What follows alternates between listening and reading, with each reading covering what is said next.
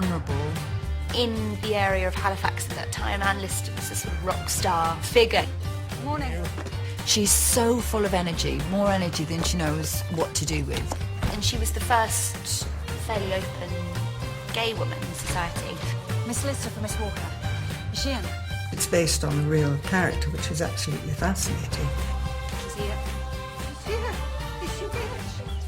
And I don't think it's a story that a lot of people know. But above all, she is courageous. I'll not be bullied on my own land, not by anyone. And that's what I love about her.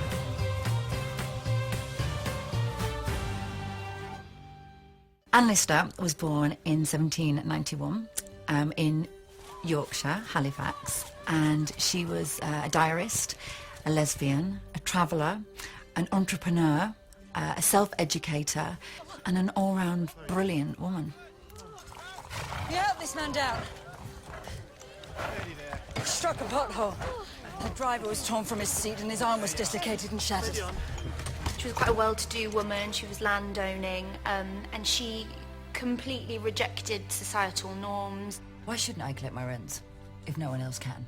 Because it's a man's job. She was quite gender non-conforming, she dressed in this extraordinary way. And she was incredibly brave, and she had a very clear understanding of her own sexuality and wasn't afraid of it and embraced it. She had a nickname, Gentleman Jack, because of how she looked and the rumours of what she did with women around the area. She existed in a world where the word lesbian didn't exist, and there was no communities, there was no groups, there certainly weren't words like bisexual, gender non-specific, gender fluid. There was nothing like that.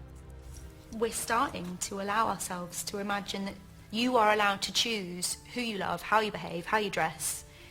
And that's what this woman was doing, you know, 200 years ago. And you do know that I could never marry a man. Not for any reason, under any circumstance. It would be perverse.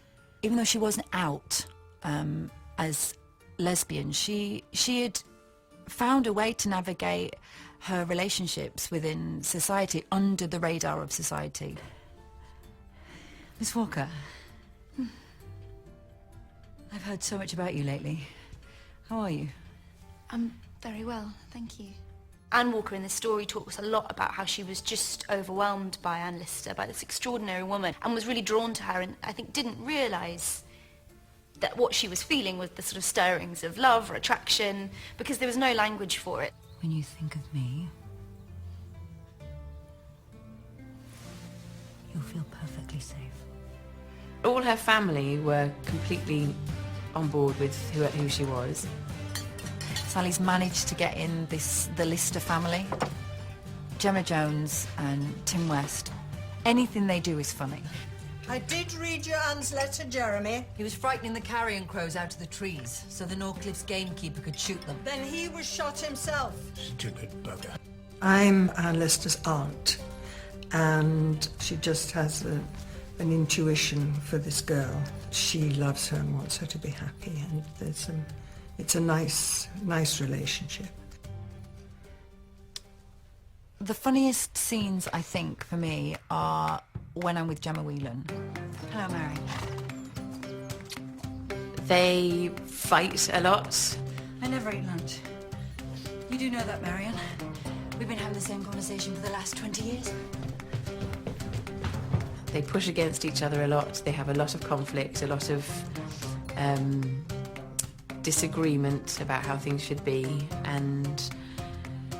but at the heart of it, they do love each other.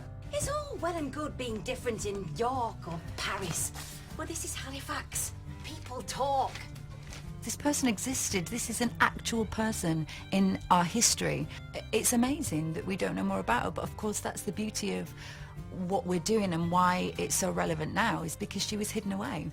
And now we get the chance to celebrate her. And it's taken Sally 20 years to get to this point, and it feels right. She says it feels that this is the right time to celebrate her.